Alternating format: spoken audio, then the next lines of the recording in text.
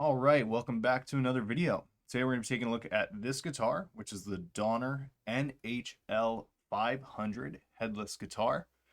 For those of you who don't know who Donner is, they're a manufacturer of guitars, pianos, ukuleles. I've actually owned a ukulele from them before. And they make other musical instrument accessories as well. And I believe most of their products, if not all of their products, come out of China. Now let's just go ahead and get a close look at this guitar so you can kind of see what's going on. So the body is akume, or like an African mahogany is what it's considered. Neck is roasted maple with a fretboard that is rosewood. It's not a substitution rosewood. It says it's actually rosewood. And it does look the part, so I am inclined to believe it just based on looks. But there is the guitar. Now, out of the box, I want to talk about just the bad stuff first. Get that out of the way, because if the bad stuff that you hear is a deal breaker for you, then you definitely should buy a different guitar. If it's not a deal breaker for you, then you can proceed with the good stuff and make the decision whether or not this is a good guitar for you. So I'm going to go from least annoying to most annoying things. Okay, so least annoying. There is a scratch, if I can get it to show up here, maybe. Let me put my finger next to it, see if I can get it to reflect. But across a couple of the slabs of wood going this way. It's very hard to see on the camera, but I can see it very clearly in person. And essentially, not a huge deal for me, but it's under the finish. So it means that it did go through a couple of steps of the build process before they obviously finished the guitar. So it happened earlier on. Just a cosmetic thing, nothing to be super upset about. The only other cosmetic flaw I could find was a small bubble near the 15th fret on the neck. And when I say small, like I can't feel it as I'm playing. It might have been worn down by now, but I can see it when the light hits it just right. And it looks like it might be gone. So whatever that finish flaw was just wore out pretty quick from a few days of playing. Those two things, very small, minute issues, not anything to be super concerned with. The frets were a little bit scratchy. Once you do a string change or play for a little bit, usually that takes care of it, because when you do a string change, you can just kind of like wipe them off with some fret polish, and that's going to take care of the issue. Or if you just play a little bit, the strings typically will kind of scrape off the oxidization from it taking however long it took to ship wherever it was going. And that'll also fix the issue. So I did a string change on it, and I was able to polish the frets, although most of them had been pretty good after about 3 or 4 days of playing and cleaning the strings. So the original strings also were D'Addario, which was nice.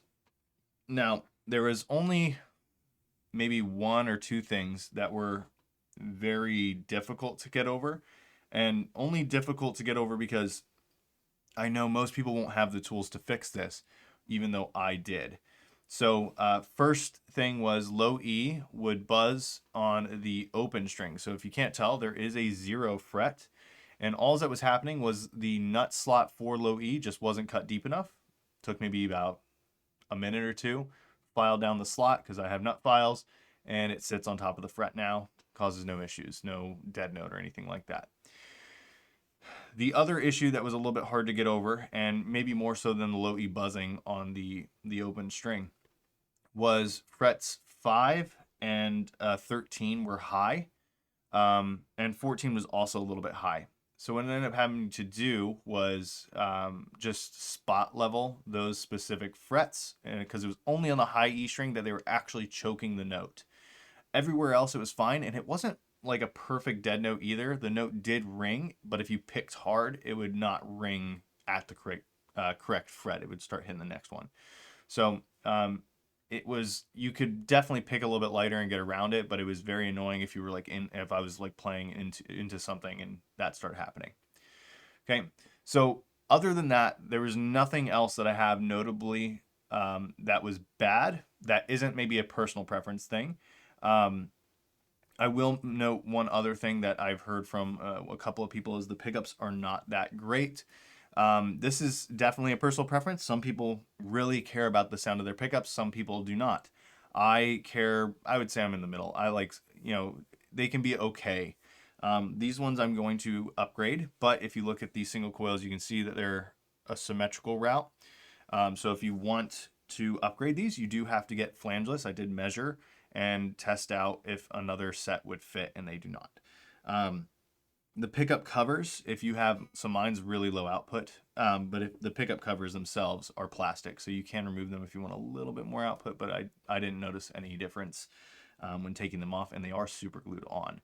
So that's something to keep in mind too. If you do want to remove the pickup covers, it only works on the single coils and they're super glued. All right, enough with the bad. Let's talk about the good.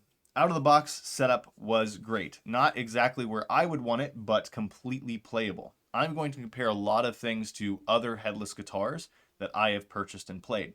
So when I say that, I'm saying it specifically because the Ibanez Quest that I had, which was more than double the price of this at its listing price on Reverb currently, was unplayable. The nut was so tall that you could not fret the first fret without it going sharp, and it was very uncomfortable to play for someone like me who's been playing for 20 years. So this was set up great out of the box. Another thing that it did really, really well, and kind of made me gravitate towards it, is the bridge assembly. Typical Phillips head intonation screws for adjusting the tuning or the intonation. Then you have standard styles like Strat saddles, which also just use a regular Allen key to adjust up and down to adjust the string height or action height.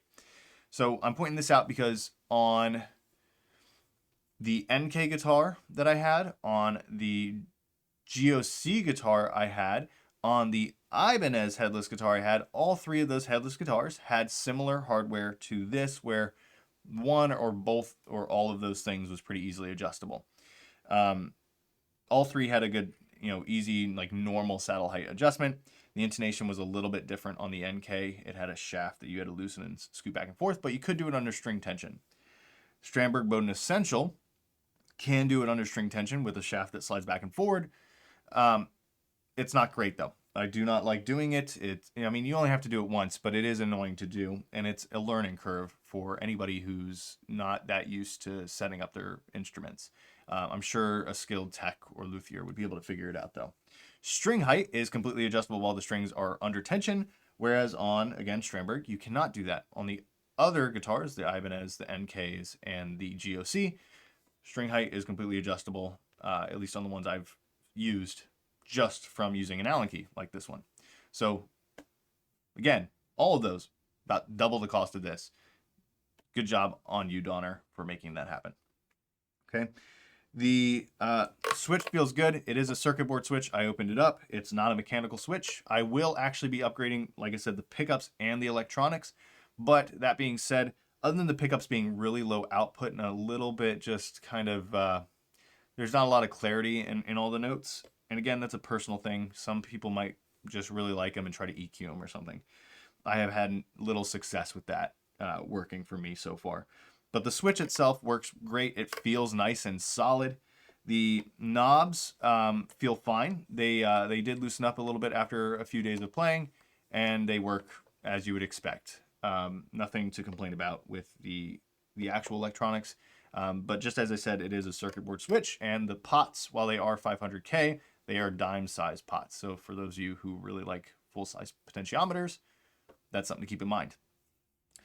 Going to the neck and the frets, I mentioned the high frets already. Other than that, everything else on the neck has been fantastic. The truss rod adjustment at the base of the neck, a lot of people say like they love this, they love it. It's so great. And I'm not gonna lie, I like it a lot on a guitar with a head.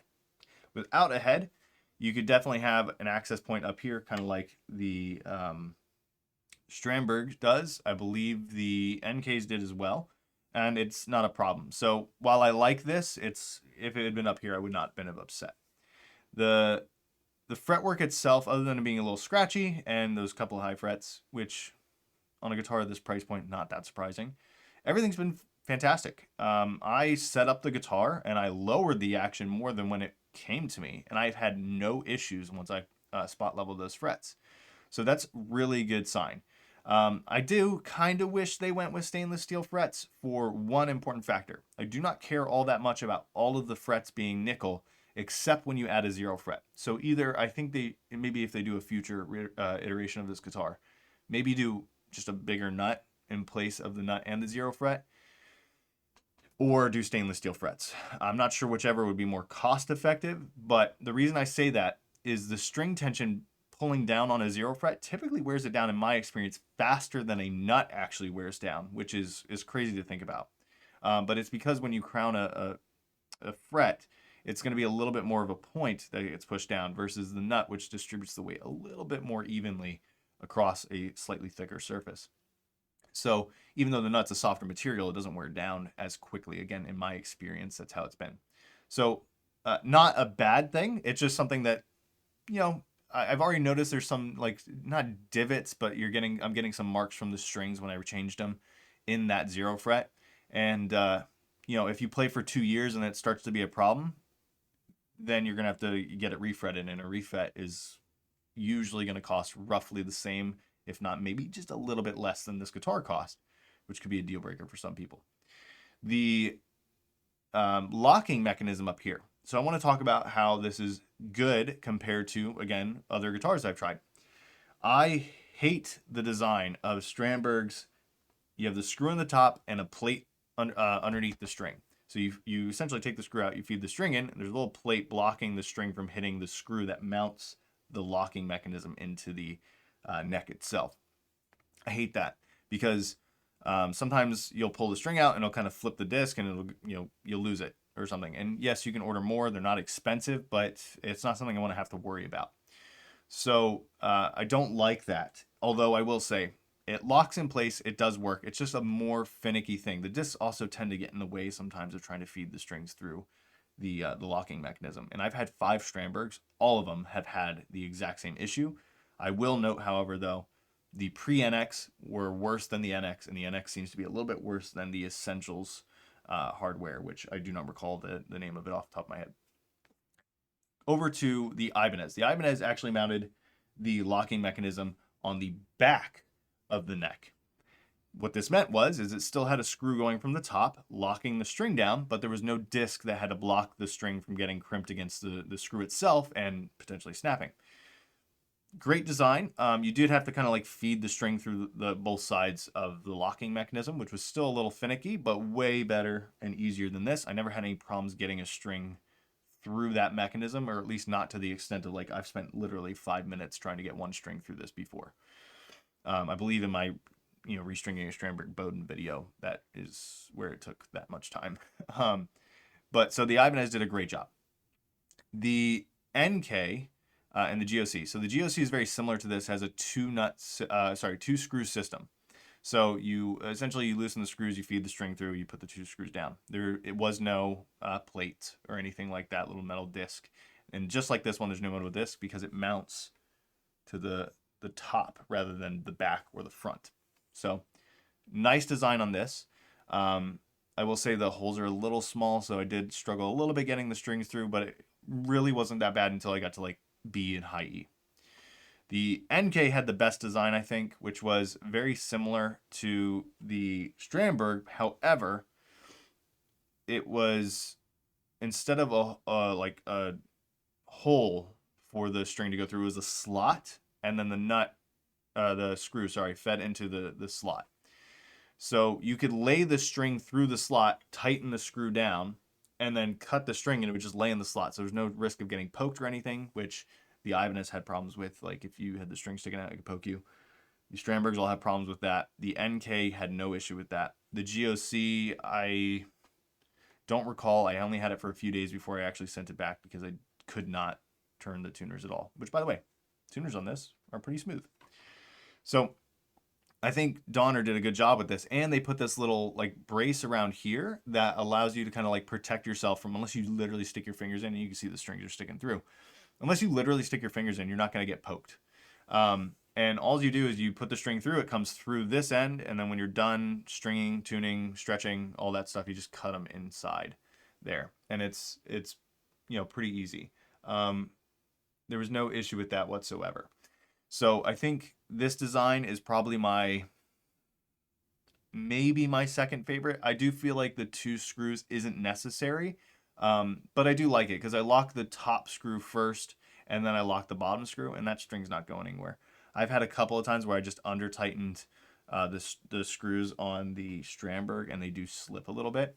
Never had one completely come off, but it is something to keep in mind. So Donner did a great job with the design of that and the bridge. I mean, again, I think they're better than Stramberg, and it's more than twice the cost.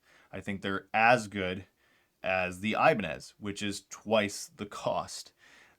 So the only thing that, like I said, for me is I wish they had the stainless steel frets. And the fret, the couple of frets that were high would be kind of a deal breaker, as well as the nut being a little too tall, because it's not something everybody can easily fix. And if you buy a guitar that's, in that more budget oriented, it's not it's not an inexpensive guitar, but making sure that you have that stuff right so that you don't have to go to a store or a shop and pay extra for your already kind of like budget friendly guitar. Now, I will say, for those specific issues, you could probably get very inexpensive tools off of Amazon. And I've actually done this before where I did a whole setup and fret level and everything with like just cheap stuff off Amazon, and it worked. It's just not something that you want to have to do, right? You get a guitar, you want to sit down, you want to play it, you want to enjoy yourself. So the other thing, and I mentioned this earlier, is the pickups cannot be replaced with standard single coils. You have to use flangeless. I think it'd be really nice if they just added a little bit of route underneath so you could put in your standard single coils. Even if they want to use these like fake EMGs, that would make life just a little bit easier for those of us who don't like the pickups. And because the pickups are passive and so underpowered, I'm assuming most people will want to do that.